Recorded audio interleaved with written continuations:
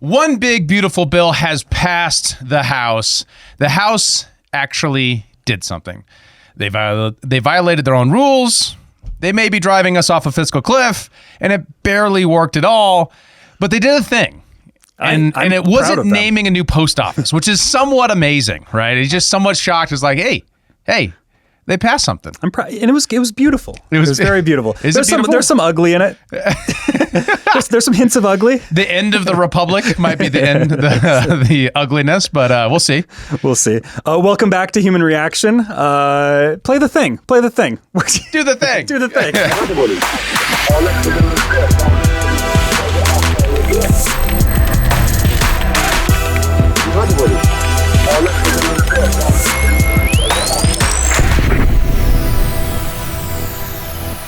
If you want to support the show, make sure to comment down below. Help us drive the algorithm. Yeah. Help us fight Google in the algorithmic space. Our check from Qatar is in the mail. Yeah. So we need support. So get those comments in there, guys. Yeah, we haven't quite gotten that yet. Maybe MBS can help us out. I don't know. We need the headdress. That was what we missed. Is like we forgot to wear the headdresses on the day where we revealed our Tim Dillon did that. Yeah, I know. It was so much better than us. Yeah. Damn it. Yeah. Damn, we can't compete with Tim Dillon. See, we didn't get our paycheck yet, so we didn't have the budget for a tiger. It's a chicken and egg problem. We didn't have a tiger budget. Yeah, no tiger budget. This episode is brought to you by Revved Up Promo, the official apparel partner of Human Reaction. Revved Up is a premier full-service shop specializing in laser engraving, screen printing, and embroidery.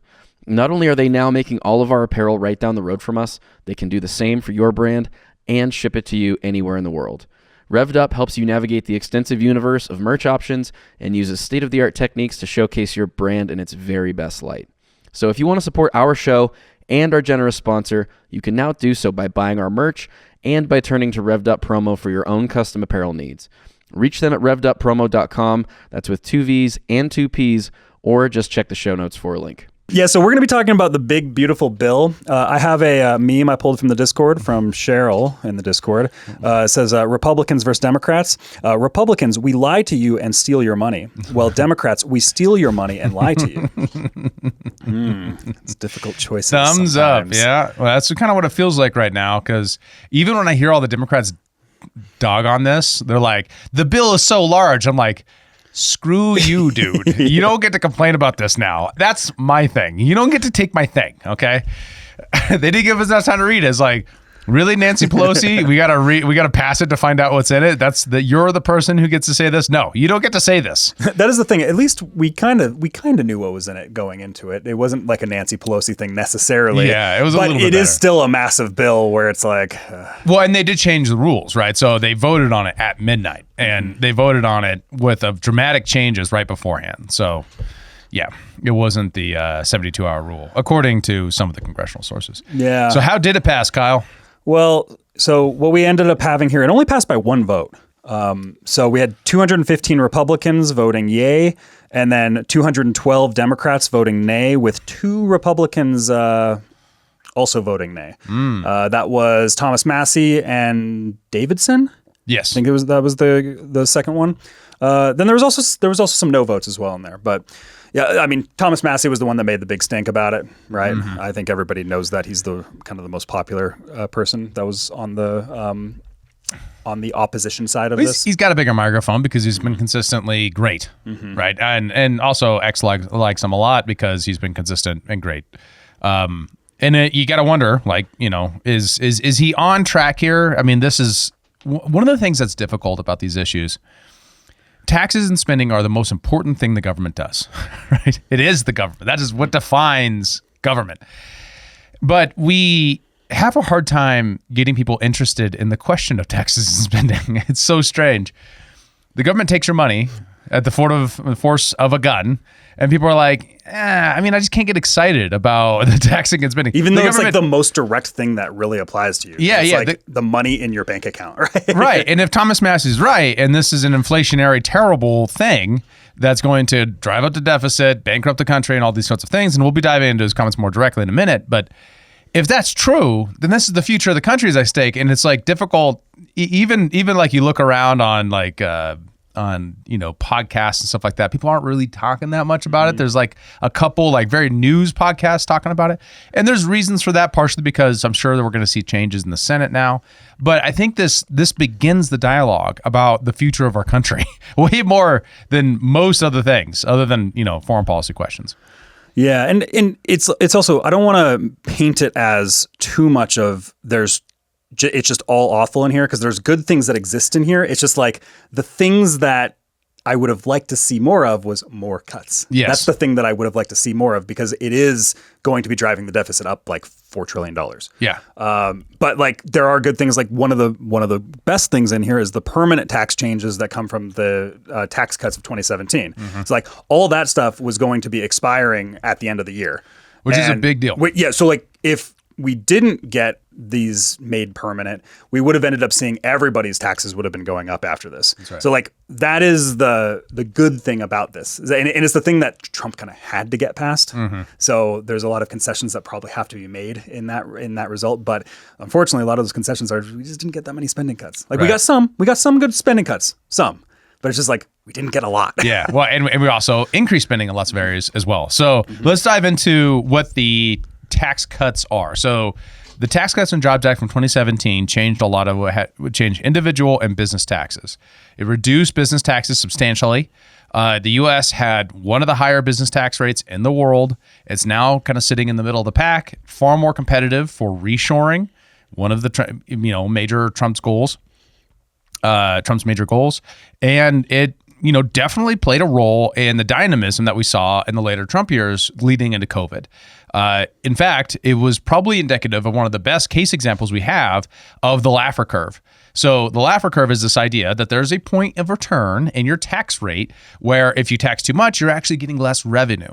What happened after the Tax Cuts and Jobs Act is receipts actually increased business creation, increased economic expansion, meant more taxes coming into the government while the economy grew and people became wealthier. The challenge with that is they also increased spending that year because Trump 1.0 was also bad on spending.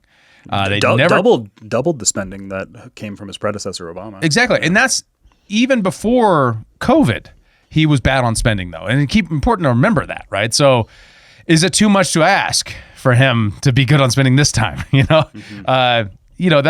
one of the things. His campaign promises was that he would be different on that without ever apologizing for the past. Well, and a lot of this too is just, you got the mess that is the executive branch, you got Congress, like all this stuff, right? Like, yep. You need a lot of political will to cut massive amounts of spending. Like that's the unfortunate reality. And that's kind of the place that we're in. I don't know if we had a president that was just, we knew was going to be better on spending. Like, I don't even know how much better the spending cuts would have been even then. Yes. Right? That's the unfortunate reality that we live in right because now. Congress is so short-sighted and unfunctional and terrible. They got to go back to their districts with like, I got this program in for you guys, like all that stuff, right? I mean, if you look at the defense spending, you know where that's coming from. You know it's coming from areas that have Boeing and Lockheed Martin and Raytheon and those kind of manufacturing in their states, and they're trying to protect their state's interest. And the unfortunate part of that is that they're prioritizing that over the welfare of the entire country, which is a real tragedy. So, but let's go, before we get to the spending bit, let's go through the temporary tax increases. So decreases. The decreases, sorry. Whoa, my bad. So he's actually taxing tips more. I'm kidding. The incentives I think are really important is why is there so much temporary tax changes in this bill? For the same reason that the Tax Cuts and Jobs Act was there, is because Republicans have learned a lesson, which is that you don't want to make permanent changes, at least in the beginning, because one, it makes it easier to pass, right? You can get your foot in the door and widen that door open. Two, it gives you something to run on for the future, right? There's no doubt that Republicans ran a lot on keeping the tax rates the way they are. And then you put the Democrats on the back foot because then if they do nothing, even if you lose, they are now forced into a position of either accepting your policy or raising taxes, something that not even Democrats like to do. Everyone loves deficits, except for fiscal hawks. So, yeah. First up is no tax on tips. Which was a big campaign promise. Just overall promises kept, I guess. It's no tax on tips unless you're an individual earning over $160,000. Which, I mean, how many people making a lot of tips are making over $160,000. Like Strippers. Typical strippers. OnlyFans models. I don't know. I mean, super chats, so they count as tips or income? Yeah, I don't know. Give us a super chat. If we were live, give us a super chat. Yeah. Yeah, I'm not sure. Yeah, so the what counts is actually a good question for this particular section of the code, in that it kind of makes a suggestion that the Department of Treasury is going to list like a definitive list of eligible occupations for this. That's something I was going to ask, because I foresee a lot of loopholes with this, where it's like, you know, you go to get your haircut, and instead of it being a $40 haircut or whatever, you're just like, I'll pay you $1, but I'll tip you $39. Yeah, you know what I mean? Right. Exactly. So there's going to be probably a lot of rule making around it to do that. Now, that does mean you have to actually declare your tips on your taxes, which most people don't do. A lot of people don't do. So that will be an interesting part of it as well. Now, more people are moving digital, so because it makes it harder not to include your tips on your tax. That's why a lot of people like to tip in cash, because it goes directly to the person. They don't have to pay taxes on it. So, well, actually, they probably should. I think the IRS has been somewhat vague about that over time. But the normal practice of tipping with cash is now like not as incentivized, right? You can now tip with your credit cards. The other big thing on the employee standpoint is overtime wages, no tax on overtime, which was another promise that was made on the campaign trail. Which, I mean, again, that's like one of those things where it's like, great, that's cool. Like, well, especially for the working class folks who are the number one leverage point for the Democrats to criticize Republican tax priorities. This is an important component of that, right? Because it's not salary people who are going to benefit from this, which is mostly your white collars, right? It's going to be more people who are billing hourly and, you know, aren't independent contractors. So each of those that narrows down substantially who benefits from it. Now, it is people making under $160,000 annual. Once again, a lot of wage rate don't go that high anyways. So that's going to benefit most of those folks. And then, but you still got to pay your regular taxes on those. It's just no income tax on your overtime pay. You'll still have to pay Social Security, Medicaid, and unemployment and all that. Not punishing you for being an overachiever. Yeah, exactly. Yeah, right. Exactly. Then there also came various tax reliefs on businesses. I mean, these are just kind of like, they're just kind of across the board. I think it's just like much more business friendly environment across the board. Okay. Right? Yeah, I didn't get into that part. So what I'm kind of worried about with that section is what are the sort of things we're talking about in terms of particular benefits to businesses, right? So remember, like the yacht tax, right? Was this the yacht tax again? Explain the yacht tax. I vaguely remember. Well, there was a special tax on yachts, and one of the controversies of the Tax Cuts and Jobs Act, it was one of the things that got cut. Okay. Yeah.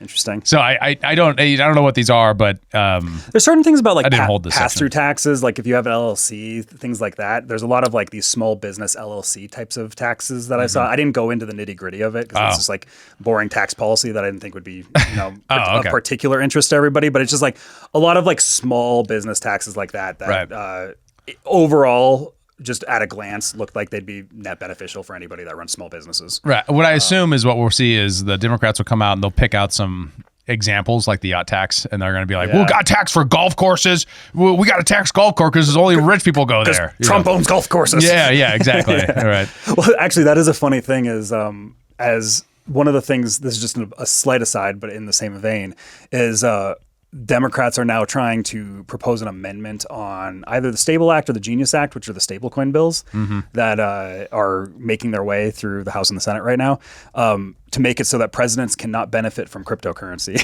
Oh, really? They're trying to put like a no cryptocurrency for presidents like clause inside of the stablecoin. And that's because of Trump coin, right? Well, particularly it's because of Eric and Don Jr. with their World Liberty Financial endeavor that they're involved in, which Trump's not even in, right? You know, it's like the kids. So it's just kind of like a punishing the kids thing. But they are doing that type of a thing, you know, that they're trying to propose. Just kind of an interesting little aside.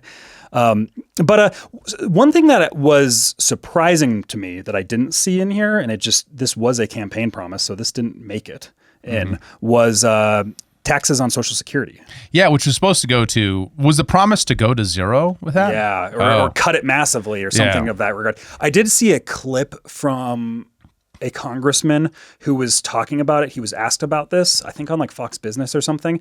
And he said it is so difficult. Like they really tried to get it through, but it was so difficult to make work. And with the other things that people wanted, where it was one of the things that was on the docket, but it ended up having to be cut in order to make concessions for other people on stuff. Yeah. And it was just like, they would have had to make all of these, try to find revenue out somewhere else. Like this would have been a thing that would have massively ballooned up the deficit, actually, is if they took that route. And they would have had to make a lot of concessions in order to make it happen. One of the challenges is and that's the structure of our tax code challenge that they have to grapple with. Your wealthiest people in society, the people who have been around the longest to accrue assets that appreciate with inflation. So when you reduce taxes on Social Security, you're reducing taxes on your wealthiest, most likely to own assets people. Now, there are people who draw Social Security don't have a lot of assets, right? But the challenge is you have all that money moving through the system by the government that you now can't touch if you reduce it to zero. So what I assume is what we'll wind up with in this bill through the Senate is at best some of this sort of reduction in terms of like a credit rather than an actual cut because your alternatives are so bad, right? You have to increase the taxes on income tax or you got to, whatever, or you got to cut spending, which they're unwilling to do, more radical than this. And they still, even as like, I think in net, these tax cuts are a good thing. If you don't cut to address the spending, you're running into problems, right? And they can't. I mean, they have to be more aggressive on that. And that's exactly where the problem with the bill is like there are a lot of good things on the tax cut perspective. Have you not been? I just realized I didn't have my your headphone on this whole time. Joe and Bennett are here, and just everything falls apart. I know. I don't even know what I'm doing. Yeah, I just got into it. I was just excited to. I'm learning how to produce, though. That's what happens. Yeah. Well, and it is also the thing is like it is the baby boomers that this would be affecting greatly right now, and that is just such a big generation. Like just the sheer amount of revenue. I wish I had like a number in front of me of like how much tax revenue that would have actually been that would have just been cut, and. Yeah. Well, the baby boomers, big voting bloc. They're like that's unfortunate. I feel like they would have, this is kind of like the big thing where it's like. Trump's base in a lot of ways. They're not getting the benefits that was expected there. But that's true. But it's also true that, what we're running into is the challenge of the way that the tax system currently organized, which is to go after the people who are most wealthy first. And by doing it this way, they're at least maintaining some of those most wealthy people in society paying more taxes. Not to saying that I'm like supportive of that, but rather this is just the incentive structure that we have to play into, right? Because otherwise you got to raise taxes someplace else or cut more spending. Yeah, we gotta tax the rich, the boomers. That is how the system works, unfortunately. All right, so expanded SALT deduction cap. This is a major controversial one. So the SALT deduction is where you can deduct out of your federal taxes your state taxes. Really what this benefits is not the low tax states. It actually benefits the highest tax states. So if you're a Republican from New York, you're fighting like mad for SALT deduction for your constituents. The challenge with that is those are the moderates who are easiest to work with on the spending issue or have no problem with deficits. And those people are the people who are going to fight you on Medicaid, but then what they really want in this bill is SALT. Now, the real challenge of that for policy is it creates an incentive where there's no punishment for your state to increase its tax burden, right? And now you're paying less in those states. Interesting. You're saving money, right? And therefore your states have a great incentive to increase their taxes. Yeah. Interesting. Kind of reminds me of a lot of the stuff that goes on in Canada with what Alberta's all pissy about and why they want to join America. Is there's kind of this like the big, more populated states that make less money versus the smaller, less populated states that make all the money, and how that distribution kind of works and Classic. kind of the incentives around it. Yeah, that's a battle that goes back to ancient Rome. Yeah, right. It is rural actually. populace versus the urban populace, and like the real challenge of how taxes bring people into conflict with one another that otherwise wouldn't be in conflict. So SALT was a major one, and it's raised to $40,000 for incomes under $500,000. So you can deduct up to $40,000 on your SALT. And now, of course, now that too, because all those states are progressive states, almost all their tax burden shifted to the wealthy. This is another thing that's going to be attacked because it only really benefits the wealthiest people in those areas. There were some other, and it's kind of funny. Trump had floated the idea out a couple months ago of putting a child tax credit up to $10,000, or paying people for paying people for having kids, and just giving or even floated the idea of subsidizing it in a sense. But child tax credits did increase from $2,000 to $2,500. Yep. So there is kind of that endeavor, Elon Musk eating good there. Yeah, the child tax credit is one of the things that most directly benefits the middle class out of a lot of these. Some of these other things do as well. But if you're in that position where you have a couple kids, that extra $500 is no small thing. It's hard to have kids. Mm-hmm. So things that smooth those out. Now, there is a very pro-natalist kind of movement internationally, looking at Viktor Orbán of Hungary and other states that are working to try to make it smoother for, and reduce the perverse incentives, the bad incentives to having kids, because you have to grow your society. Otherwise, your infrastructure fails. Yeah, it's not just a philosophical thing, but actually just the systemic structures in place of Western countries. It's just, it makes it more natural just not to have kids or whatever, just because of it's punishing in a sense financially. Yeah. Well, there's a couple different reasons for it. At least one of them that's always been interesting to me is there's a quality and quantity economic thinking that applies to children, in the sense that there was a quantity when child death rates were high, there was a quantity incentive, right? Because you got to get to those filters of the diseases that would kill children. And not to mention the risks of birth. But also there's a lot that has gone into, because of our tax structure has made it harder for people to have large families, because you need more property is taxed, your consumption goes up, your consumption taxes go up because you got to pay consumption tax on your children, and then to get the relief on income taxes is probably a net good, from the perspective that we shouldn't, less taxes equals good. In the same vein of a very pro-natalist policy, this is something that you added in here that I actually hadn't seen, was a creation of a $1,000 savings account for children born between 2024 and 2028, with annual parental contributions up to $5,000. What is that? Yeah, what is going on there? Basically, when if you have a kid born between 2024 and 2028, making this a temporary program, of course, like the rest of everything we've been mentioned so far, the way that does is the government starts a $1,000 savings account in the name of that kid, controlled by the parents. You can then contribute to $5,000 to that account. That reduces your taxable liability for that year, and then that kid then has that account to accrue interest on and things like that, so that when they become an adult, they have a substantial savings account. What can that money be used for? Is it just it goes to the kid later on, or is it it goes to their education? What is? I found no rules on how on what it was, other than that's a when can they pull there. From it? Do we know that? Reach majority when they get at 18, they can just interesting. Yeah, interesting. That is. It's another pro-natalist sort of approach. And tax benefits for doing that makes sense. Yeah. Encourages saving. It's interesting. In the same vein as an education savings account or a health savings account. Mm-hmm. Yeah. And it's just another way in which they're trying to encourage savings. Now, one of the things is this whole savings push, that's everything from college savings accounts to healthcare savings accounts, to all these things are all exist in order to fight the fundamental incentive that we have to not save. And the reason why we have a fundamental incentive not to save is because we have artificially created interest rates that make it punishing to save. If you save money outside of a Roth IRA or something like that, you are fighting that impulse to consume, because interests are a signal for consumption.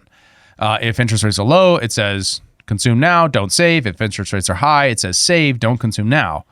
Now the challenge is just they're trying to create policies to fight the thing that they've established for 40 years now of low interest rates. I know it doesn't feel low now, but it is low now compared to the historical average if you go over 200 years. So yeah. Something I want to shift us to spending, because wait, we got one more. That's really important for the middle class. Oh, go ahead. The auto loan deduction. Oh, yeah, I skipped over that. Yeah. So you can now deduct auto loan interest payments up to $10,000. That's a big deal for the auto industry. It's a big deal for people who take out auto loans, which is going to trend lower in demographics because auto loans are tremendously risky. It's not tremendously risky, but it is a risky situation because autos deteriorate in value so much, so quickly. And interestingly, it doesn't have a couple bounds on it. The deduction applies to passenger vehicles with final assembly in the United States. And it does have an income requirement. You have to make less than $100,000 for single filers and less than $200,000 for joint filers. Interesting. That's pretty good. Yep. Well, and that's actually so because before we shift to spending, pretty much everything here on the tax side of things, I'm down with. And I think any conservative libertarian is pretty happy with how the tax side of things looks. Could it have been better? Whatever. You know, it could be, right? Sure. On the margin, you're happy about progress, right? Exactly. Yeah, yeah. And I don't even think even the biggest critics from the right are really that beefed up about it. I don't even think they're even really that upset about some of the spending, depending on the spending project, like the border or the Golden Dome. It's just the other things, right? It's the general outlook of what's going on. Well, but it's like the offsets and how this looks on the deficit, right? Could there have been more spending cuts? We were kind of promised more spending cuts. Those are the types of things that people have gripes with. When we're looking at all these individual things, you're just yeah, that's good. That's good. That's good. That's fine. That's fine. I can quibble with the savings account thing. It's just no, actually just do something about the incentive not to save. Yeah. But you can also say in the lieu of not being able to do that, is this a marginally better alternative? Well, sure, but maybe just stop taxing all money that goes into savings. Why do it this way with a government-controlled account? There's probably better alternatives there. But I agree with that. Yeah. You can quibble, but yeah, I agree. In net, increasing the standard deduction for up to $1,000 for individuals and $2,000 for joint filers, you're looking at a little bit less taxes for your average person who uses standard deduction, which is going to be your people who have less complicated finances and less business owners, people like that. So you're going to have a lot more people in the middle who are not paying as much taxes, which is a good thing. Well, one of my problems with just the structure of how this all went down, of having just one big beautiful bill, right? I always worry about just these massive bills when I kind of wish Congress would vote on the pieces within the bill, and it's yes, yes, no, no, yes, no, yes. I wish that there was more of that. How Congress should. It's one of those things maybe that's too much to ask for. Maybe that's really more complicated than I think it is, but I don't feel like it should be. But, there's kind of that aspect to it where it's there's things in here I don't like. There's things in here I do like. And it's just I wish that they could be pulled apart. And that's where guys like Thomas Massey or Rand Paul often have their gripes, where they end up voting no on something that goes against their party or whatever. And it's just yeah, I like this, this, and this in the bill, but it's just I can't vote for this other thing. Right. That's the struggle that happens with these massive bills like this, right? Mm-hmm. I think it's a reasonable criticism, because that's how Congress is supposed to behave, right? So Congress is supposed to have a budget bill that is separate from your tax bill. It is supposed to have a budget reconciliation process that actually has something to do with actual policies that are passed and paying for them, not this process that we're currently going through, much less the process that that isn't 16 different bills that is then turned into a budget. You know what I mean? Mm-hmm. And that's how your state legislators work all the time, right? They do have a giant budget bill that goes through a process that each department is funded and then is kind of synergized with a tax cut that year, right?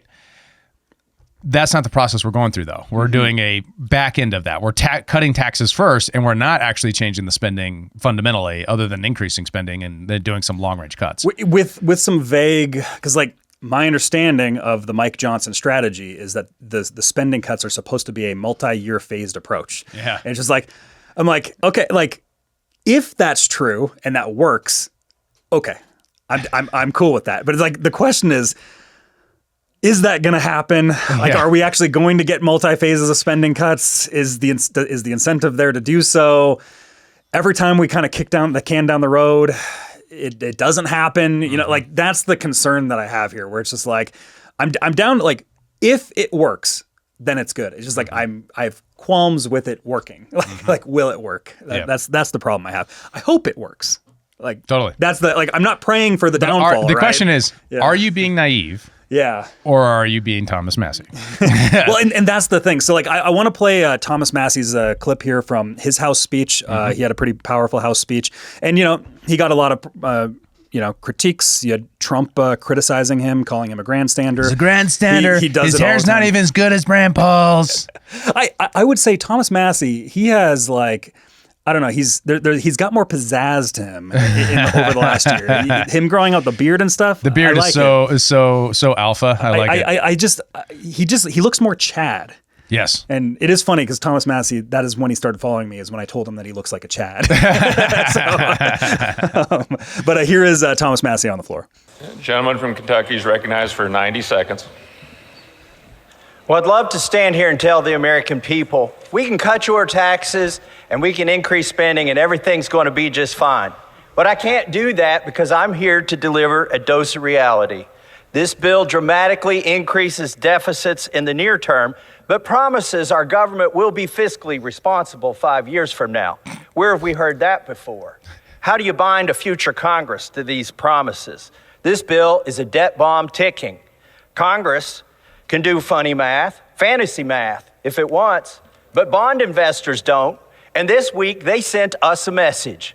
Moody's downgraded our credit rating, and the bond investors who buy our debt and finance our debt demanded higher interest rates on the 10-year note, the 20-year note, and the 30-year note. What does this mean? Very soon, the government will be paying $16,000 of interest alone per U.S. family. And what are we telling them? Instead of taking care of that problem, we're going to give you a $1,600 tax break. Under the taxing and spending levels in this bill, we're going to rack up, the authors say, $20 trillion of new debt over the next 10 years. I'm telling you, it's closer to $30 trillion of new debt in the next 10 years. Mr. Speaker, we're not rearranging deck chairs on the Titanic tonight. We're putting coal in the boiler and setting a course for the iceberg. If something is beautiful, you don't do it after midnight. I oppose this bill. Gentleman's time has expired. Is that a club reference? It's sort of like Congress got their beer goggles on, man. This isn't beautiful. It's sort of. I think that's like a "How I Met Your Mother" quote. It's like nothing good happens after 2 a.m. Yeah, right. So his major criticism, if I understand it right, is this is a rug pull. This is saying we're going to cut this and you trust us, we're going to get to tax cuts, but they never, ever do. And you can understand Spending from Thomas, God, David, spending cuts, but they never, ever do. And you got to understand that Thomas Massey has been in Congress for quite some time now, right? He's been in there for like a decade. He's seen this game before. When is it going to happen, right? And I think his skepticism is legitimate. I think anybody's skepticism is legitimate towards that. And like he mentioned the bond rates, the recent auction on bonds did not go super well. Bonds went up to 5%. I read 6%. Really? Yeah. I was looking at the market. It was just 5. It might have been the day after. It was like something 5.1 or something. Wow. And now markets are fickle, and I suspect that that's going to go down and kind of even out much more around like the 4.5% rate here soon. But Besant's goal is to bring them down to 3.5%. And like every one of those basis points is like $100 billion on the interest, right? So that's a major, and it shows that bond buyers are worried about the fiscal responsibility of the United States going forward. Right. So think of risk. Interest rates exist to navigate risk. So if something is risky, you increase the interest rate. Mm-hmm. When you're looking at the question of buying a bond, you're asking yourself, will the United States be capable of paying this off? If you're passing a tax cut bill before you've cut spending, you're now looking at a question of, well, will the United States be able to continue paying their debts? So therefore, there's a pressure for the interest rates to go up. When we were going through the Trump plan of the trade war with all these other elements, your case was they need this to go down. And a lot of this is to spur, economic chaos to try to draw the Federal Reserve to cut interest rates. in the markets to face the incentives to also accept or lower just interest rates. just the natural bond price, what people are willing to pay for bonds. Like they want to increase demand for bonds. And one thing is, I think Powell this summer will probably start cutting interest rates. A lot of the Fed in general they've made it pretty clear that there's probably going to be 2 rate cuts this year. Yeah. But that's just going to be like 0.25 and 0.25. But even if they right? do, and the market is all saying that's insane, look how risky this is. The actual payment of the rates on the bond market will be higher, right? No. I foresee what the future, like I'm actually more so looking at the fall. I actually think most of what's happening in the summer is a little bit. Now, the unfortunate thing is a lot of debt is maturing over the summer, like a lot of debt. But I suspect, and just kind of my read on the economic winds is this fall is where a lot of things start coming into place. So unfortunately, a lot of that debt that's getting refinanced over the summer, it's going to be happening at these higher bond rates. But I suspect a lot of the trade war stuff, because a lot of the negotiations will now have come through. A lot of tariffs, like what we know, like uncertainty around the tariffs will become more solidified.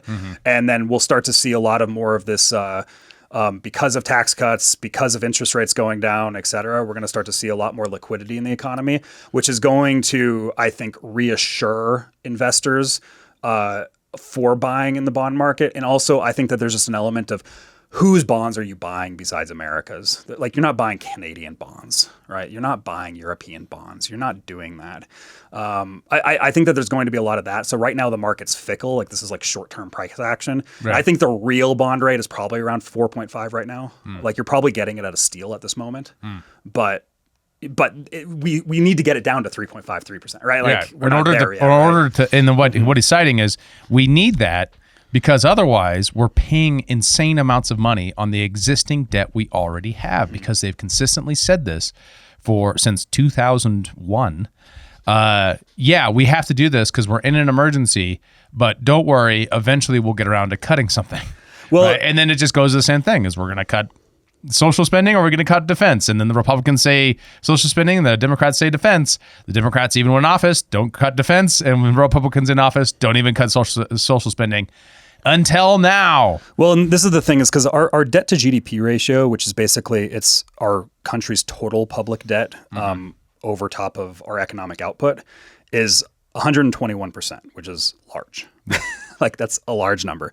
For reference there, Greece, when they defaulted like a decade ago, was at about 180%. So like, we still got some wiggle room, and at being the empire, we probably have more wiggle room than most on how much debt we can take on. Like, the more I learn about this stuff, the more I realize, like, I think the United States can probably go much longer. I'm not saying it should keep piling on debt, but Right. it can go far longer on the credit card than other countries. Like, we don't have to be as fiscally responsible in a sense because we're the empire and the global reserve currency and all that stuff. Right. Not saying that's a great thing to just run up the credit card, but Yeah, you know what I mean? sure. And in countries like Japan, they're running at 250% GDP, like Right. debt to GDP, which is wild.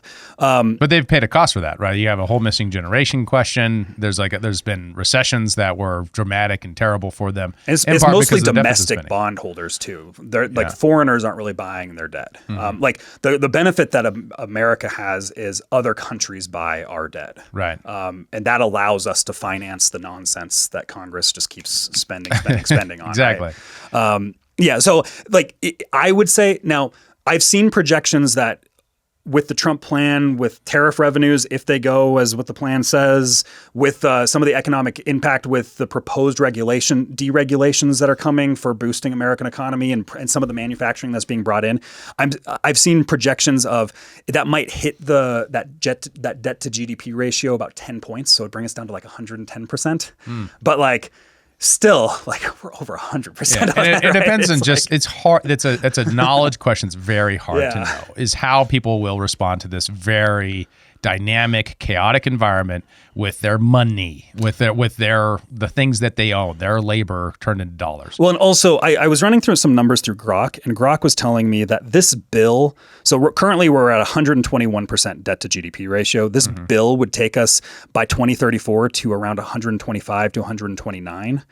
5%. So it's not like this massive increase in the debt to GDP ratio. Yeah. But it's one of those things where you're still at, like, we should be chipping away at that. Yeah, right. You know what I Well, mean? if you're not going to do it now, when are you going to do it? And it was the same thing as what I think spending should be is like, I feel like you could drum up the political will, and maybe I'm naive for this. I feel like you could drum up the political will for pre-COVID level spending. Like just get to like 2019 spending levels. For God's sakes, at least just do a 0% growth for a year, right? Rather than building an inflation rate into every single year when you do a CR, like just hold it constant so that you can try to catch up. I mean, for God's sakes, at least do that, but they refuse to do that. And we see that from the CR from last year. We see that by them not putting in rescission. And where are the Doge cuts in here? I mean, like, they're doing a budget and spending bill. Why not at least codify ending of the Institute for Peace?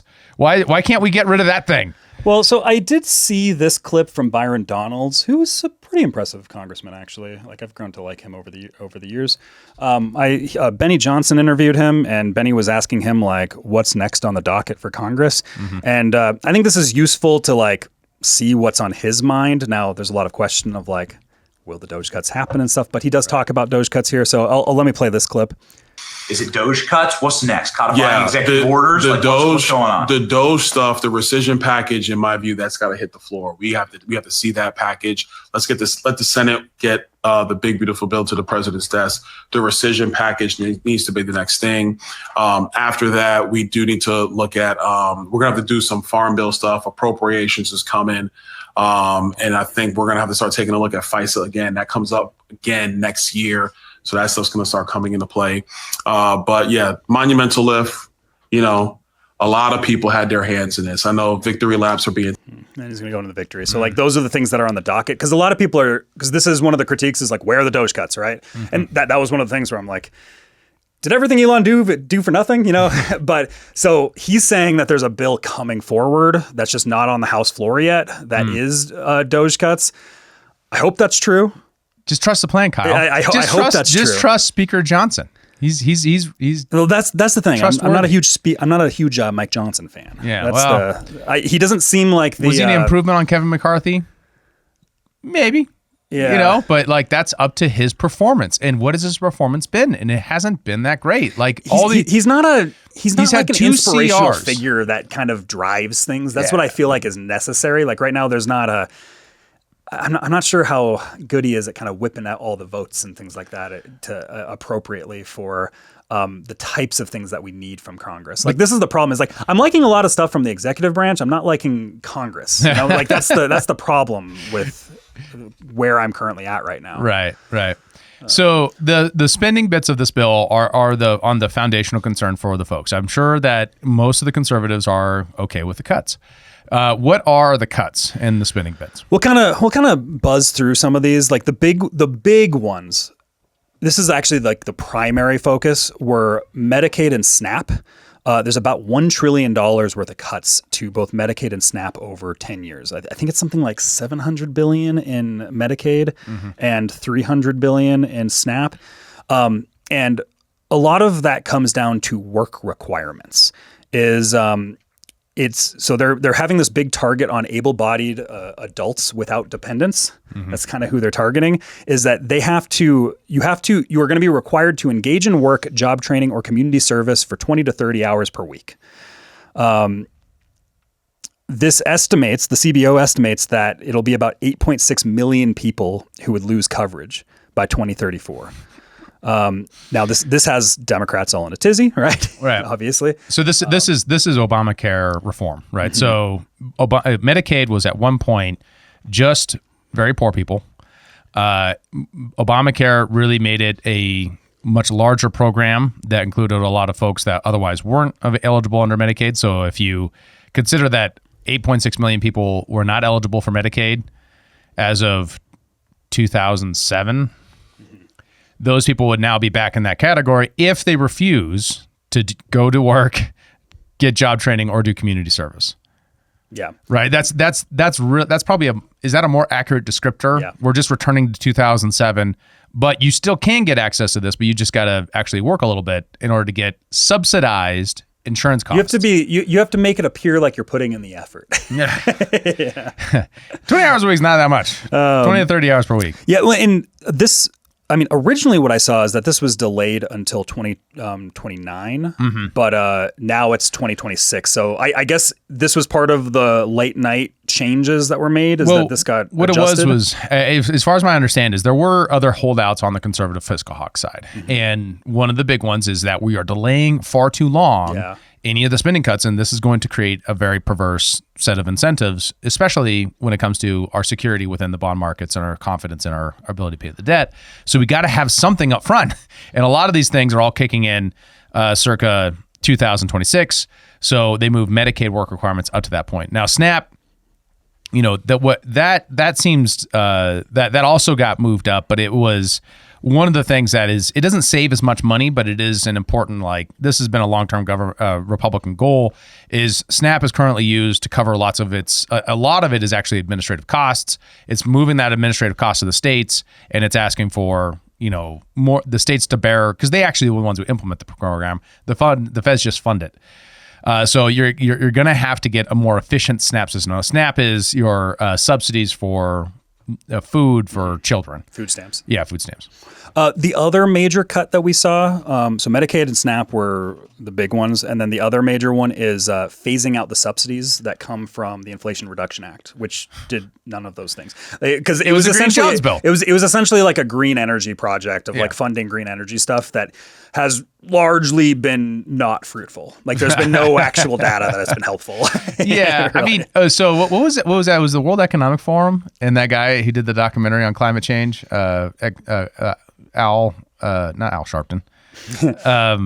What was he was a former vice president for Bill Clinton. I'm forgetting his name. Bill Gore. Al Gore. Or is it Bill? Yeah, Bill exactly. Gore. I'm not the only one. Who remembers that guy's name? Where's he created the been? internet. Exactly. Al Gore said, which apparently, just an aside, people always joke about creating the internet thing. I was listening to Mark Andreessen, and he said that no, he didn't create but he was the fundamental senator that was the part of the internet creation and them working together. So people always kind of clown on that, but it's just that just popped into my head. It's an exaggerated claim. But yeah, what was I saying? You totally threw me off. Sorry. Damn it, Kyle. every time I think of Al Gore, not relevant right now. Every time I think of Al Gore, I think about the internet claims. Mark Andreessen. Oh yeah, what he admitted at the World Economic Forum that year was that it was called the Inflation Reduction Act, but really it was a new Green Deal. Yeah. And a lot of that is, $1.5 to $1 trillion over 10 years of phasing out a lot of the, tax benefits for specific industries. Of course, those are the ones that the Democrats like. They hate the yacht tax, but they love the new Green Deal tax. These taxes shouldn't exist. These tax benefits shouldn't exist in the first place for anybody. That would be an egalitarian system where you don't treat people differently based upon their behavior. You would treat it, you're a business, you pay this rate, simple, you get along. Well, this was one of the big things. This is a massive incentive changer for the economy. It was a massive incentive changer. So now we're going to be seeing incentives probably shift back to a more natural market phenomenon than what was before. Because it required everybody to be like, oh, well, I need these subsidies, so shift, pivot, and you pivot on the energy side of oh, we're doing all this green energy stuff now, which takes away the mind share going towards things like natural gas, coal, all that stuff. Right. So the green energy people for some time have been saying, hey, we are competitive now. The technology's there. So we're going to see. We're going to find out. Are you actually able to compete? Are you actually competitive without subsidies? Yeah, right. Now there are, in a sense, some technical subsidies that traditional forms of energy get, especially when it comes to leasing on public lands to exploit those resources, although that is something that benefits those green energy as well. Like if you have some BLM land, you want to put a solar farm on it, that would technically be a subsidy. But since we own that land together in aggregate, that makes most sense to allow for a competitive leasing bid process where you can either put an oil refinery on it or oil pump on it or a wind farm. I think most people are going to find that, when it comes down to it, that there are inherent material advantages to traditional energy resources. So we'll see, more energy leases, which are in the bill as well. They do have some stuff on trying to streamline and make quicker energy releases for natural resource exploration. The other big things now, these are where we are seeing spending increases, right?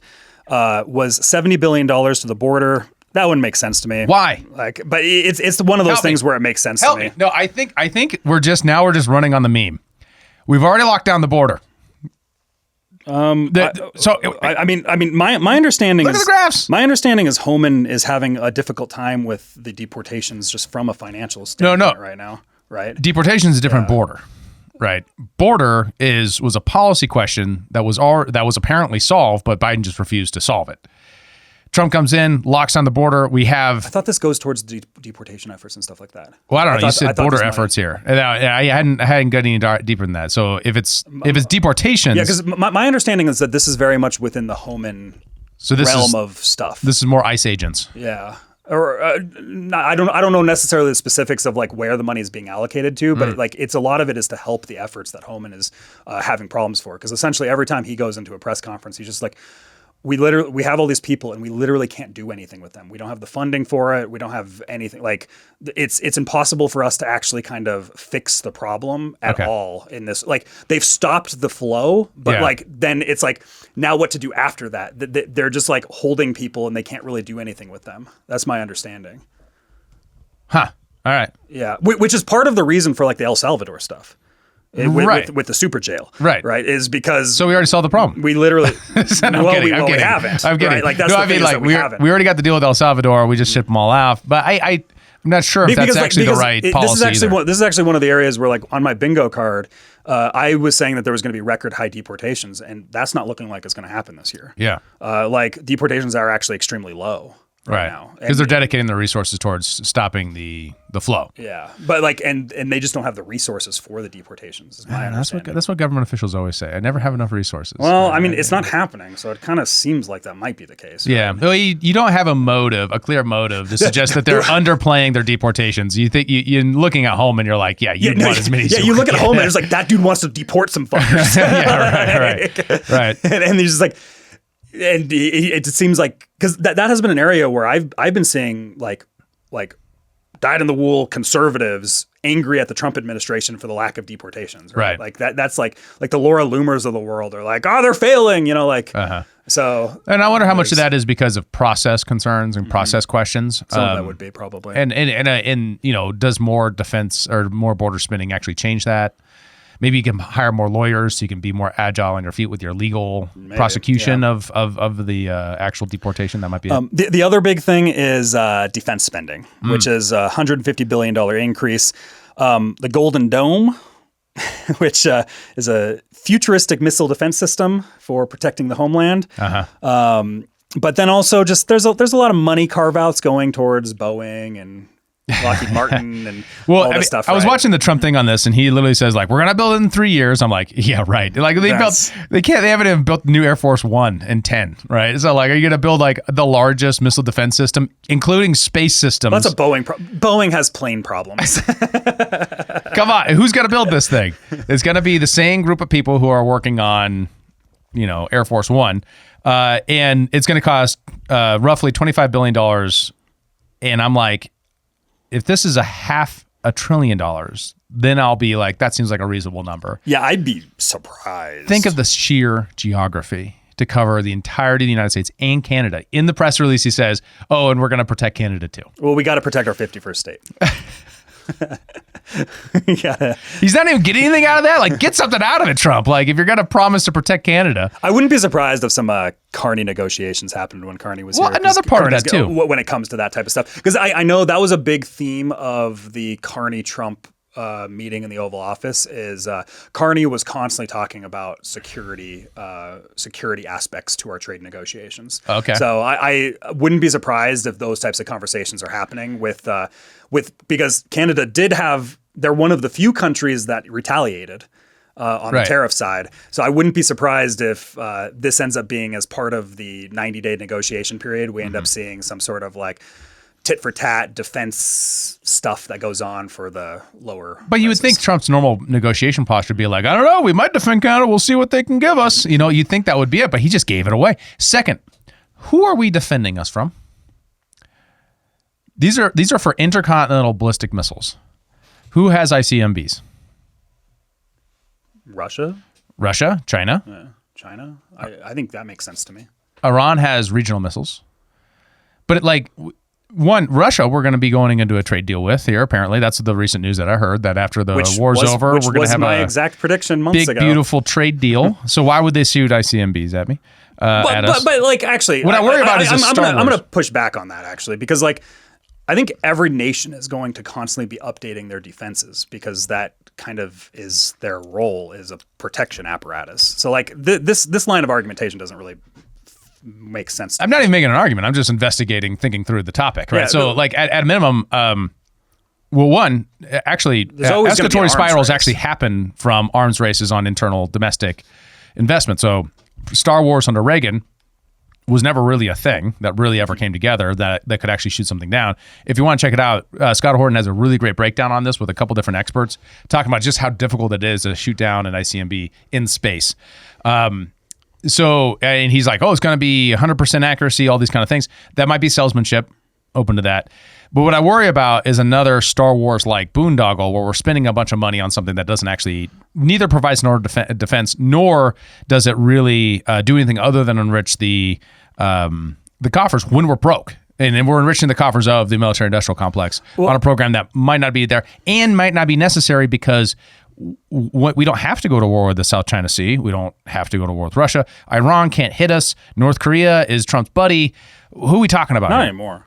Well, I'm being somewhat facetious there, but once again, their ability to strike us is minimized. And then additionally, that the logic of nukes is if you can create an actual anti-nuke defense in your area, that creates a huge incentive for everyone else to try to create the same, and that increases the spiral of nuclear tension. Yeah, I don't know. Like to me, especially if it's false. Like to me, the Golden Dome itself makes sense, but I would like to see on the kind of military-industrial complex side, I would like to see like slim down and more efficient on stuff. Like there's just a lot of bloat, and there's like my hopes is that we start to see some of that from Doge, because I know Doge went into the Pentagon and all of a sudden everything just kind of like disappeared. People stopped talking. So like that's like an area where, and this is an area that Hegseth has been was talking about very heavily in the early stages of when he first came in, was talking about slimming things down and making things much more like efficient. Yeah. Because it's just the bloated stuff. But then there's like $1 trillion budget, and like there's like these types of talks that are happening as well. So like to me, like the military on the defense side is there's always going to be an arms race. If you're always needing to update more technology. So like I think that naturally spending is going to occur there. It's like all the other stuff, like the bloated unnecessary stuff that becomes kind of like to me, where it's just like if we're just constantly adding new things and new things and new things without getting rid of like the bloat. That's where I'm like, guys, I wish that there was more of that. I mean, in the case like you have to live within your means here, right. And this is your means. I don't think that we need to increase military spending for this project. I think that you need to slim down other things to make this project work. Yeah, right? if this was the case that they were going to cut the defense budget and then reallocating part of their defense budget to a Golden Dome, which is interestingly branded, right? Because it's like a play on the Israeli Iron Dome thing. Mm-hmm. What I worry about is it's a Golden Dome because gold is not a good protector, right? And what we'll find is this is going to be another boondoggle, like the F-35 Raptor, like everything else that the Pentagon has been working on for a very long time now. And before the systemic changes happened, right? Do this in 2027 or something. Don't do this now, because right now you're feeding into the very system that is bankrupting us. Let's jump into one final thing on the spending cuts is the spending budget stuff is the student loan program changes. Mm-hmm. This was something that I had missed, and you actually just kind of found right as we were going into this. What is going on here with the student loan stuff? Well, what is claimed, and I'm kind of curious about this because this seems more dramatic and should be getting more coverage, is that the bill permanently ends federal subsidized loans for undergraduate students. And this means that interest will begin accruing immediately upon disbursement, removing the previous benefit where government covered interest during in-school and deferment periods. So that means if you take a college loan out for your undergraduate, you got to start paying on it immediately. That's interesting. Which is crazy. That would be very difficult for a lot of students to do. But it's probably, maybe it's just because my exact policy on universities is that tanks should run through them. But so like I think that a lot of people just take like they go to college because they think that they have this free money. They're just like, I'll just get a job after and I'll pay for it. So like they're being very fiscally irresponsible in the actual act of going to college itself. Sure. When a lot of people should do other things. Like not everybody, college isn't for everybody. It doesn't like, so like, and this creates this massive bloat. So like, there's a part of me that's almost, well, one, this is much more of a natural market structure of how loans would be handled. I think in a non-government interventionary environment. So like, I kind of like this, but a lot of people are going to hate it. Right? Oh, it's going to be, it's going to be a big deal. It's going to crush. They also got changes to the Pell Grants. They created a new working PI Pell Grant. They changed deferment and forbearance. They have new borrowing limits on government subsidized loans at $50,000 undergraduate, $100,000 graduate, and then professional students at $150,000 for the limit. So it's like attacking the college loan bubble from the opposite angle, not bailing them out, but rather by saying from an actual market kind of angle. A little bit better. I agree. Yeah, I like that in general. I think that's a good approach. You know, it's one of those things where I'm kind of surprised from a political wills perspective that this is a thing that especially because like this is something that Democrats will be able to take and run with, and being like, they're making it harder to go to college and blah, blah, blah, blah. They hate education. You know, like that's the thing. Right. Well, and it's the same thing. Like I have clips. I'm not going to play them because we're running long, but I have clips from Chuck Schumer and Elizabeth Warren, where like their entire critique of the bill is just like Trump's taking away health care. And it's the same thing. Bland talking points that we always see. So that is interesting to me, is the college thing. Well, we got one specific win in here that I hope makes it past the Senate, and that is this bill eliminates the $200 tax on gun silencers, and it strikes the $200 tax on the manufacture of gun silencers, and praise Jesus, removes them from the regulatory purview of the National Firearms Act. Your gun muffler is free, everybody. We freed the gun mufflers. But they're scary. They make the gun. That's the thing that drives me crazy about it. They make the gun longer and they go pew. So there are things you can make like sensible arguments on receivers and stuff like that. Oh, they allow for fully automatic fire and all that kind of stuff. But it's always been absurd that we make it so hard to get the thing that would save your hearings if you are in an event where you actually have to fire your gun. In the name of firearm safety, right? Because it's literally the thing that makes the gun more dangerous to shoot, and therefore people practice less, and therefore people aren't as good at shots. It's completely ridiculous, and it's probably the thing I like best on this thing, other than the child tax credit. Well, and maybe so this will be maybe the final thing before we close, is just kind of running through the quick math of why there's reasons to be concerned here. Because like, you know, strangely enough, we're critiquing the bill, but a lot of the things that we've talked about in the bill are things we're like, yeah, we like this thing, you know? So that might be a little confusing if you're just kind of looking at it from a passing glance. Right. The numbers that are important here. So there's it's $5 to $8 trillion estimated in tax cuts, but the spending cuts are about $1.6 to $3 trillion, which equates to about a $4 trillion deficit increase. Mm-hmm. And that's over a 10-year period, right? Yeah. So like that's where the concerns are, is the deficit increase. It's like, in order for us to have these tax cuts that occurred, we needed to have something that offset that with the spending, is that we're still overspending, despite like great tax cuts are going down. Now, this stuff doesn't take into account things like tariff revenue and things like the future economic growth that may or may not be happening. I saw the Tax Foundation, they had something like they expected GDP growth to go up like 0.6%, I think it was what it was. Yeah, correct. From this. So like that's going to increase tax revenue in certain ways that, you know, we're not necessarily projecting with off this simple math. But even with that, they still predict $4 trillion in deficits, which is a substantial amount. And then why not just do it in a different order, right? Why not lead with the tax cuts, and then you could get all the conservatives on board, and not tax cuts, all the spending cuts with your Doge rescission stuff, and then you can get the conservatives on board. But they and so that's what makes it feel. That's the thing that seems strange, like a rug pull. That's if you just did it the fiscally sensible way that you yourself, Mike Johnson, has said would be more fiscally sensible. Lead with the cuts and then do the cuts and the tax cuts. Lead with the spending cuts, then do the tax cuts. And if you just had done that, I think this would not be what it is today. Well, there's also just elements is like we're not seeing the growth yet on a lot of the stuff. Like we're not seeing the manufacturing move in. We're not seeing and those things are going to be like expansion to the tax base, all that stuff, right? So like take a long time. Like that stuff, we're not seeing that yet. So like it's like, we're increasing the deficit before the growth is happening, and that makes the debt to GDP ratio that I was talking about earlier like go higher. But like in theory, it'll go back down. But it's like it depends we on could have done a lot of these things in a different order. Well, like that's the thing where it's like that's the deregulation stuff would have been really nice to have in order for us to make like good assessments, because we don't know where that standpoint's going to be happening on a lot of things. You could at least done something that would have given confidence that doesn't actually change regulations on the books, right? You could have done the REINS Act first. You could have done a lot of stuff. They should have the votes for that, accepting the Senate.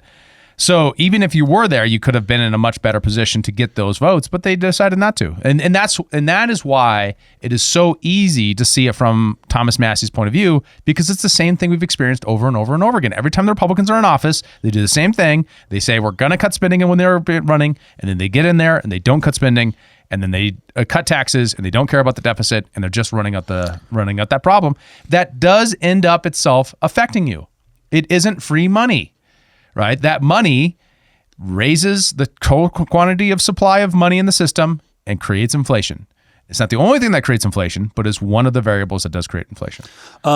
Yeah, and there was Scott Adams. He was going kind of viral this week. Unfortunately, not because of this, but he announced that he had stage 4 prostate cancer, and he's probably not going to live through the summer. He's the Dilbert comic creator, but he was a big Trump supporter.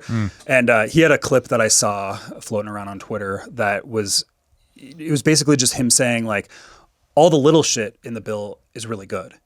All the big shit is really bad. Yeah. Like that's the unfortunate nature of it. And the big shit is the financial cliff that we are living on right now, and we're precariously walking closer to the edge. That's the big shit, and that's something that the bill does not address. Yeah, and when we talked about the Trump's plan, the Besant plan, maybe it might be more accurate, to take the stool and remove a bunch of stuff and rearrange the entire global order in 4 years, our biggest viability was like, but can they cut spending?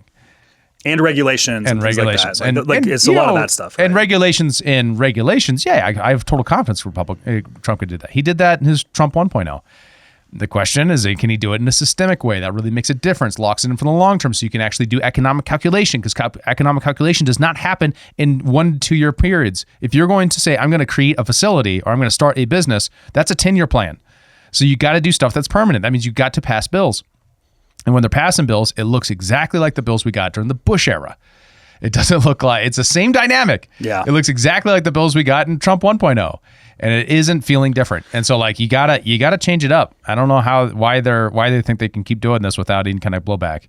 There's an element here too, and I don't know the exact political realities on how this was like, because like a lot of these are backroom negotiations and things like that. Is one of the big things that Trump had to get passed this year was the tax cuts being permanent from 2017. Right. So like how much of this is solely based on that's a big leverage point on the Democrats and kind of the people that don't care about the fiscal side of like, if you want this political victory of making sure that those go in, sorry, deficit's going to keep going up. We're not cutting all this spending, right? Like there's probably a lot of that's going on. Yeah, behind the scenes too. That is a challenge. And definitely the people in the minority have the advantage in that case, because no matter what happens, Trump owns it. Yeah, exactly. Right? So the Democrats are all going to vote against it, but those Republicans, the New York Republicans now get to skate by and say like, look, I work with Donald Trump and I got you the SALT tax. But Thomas Massie, the guy who actually cares about it, is now going to get primaried by a Trump supporter. Well, some of the thing there too is like, it's the one-way ratchet in action. Well, so oftentimes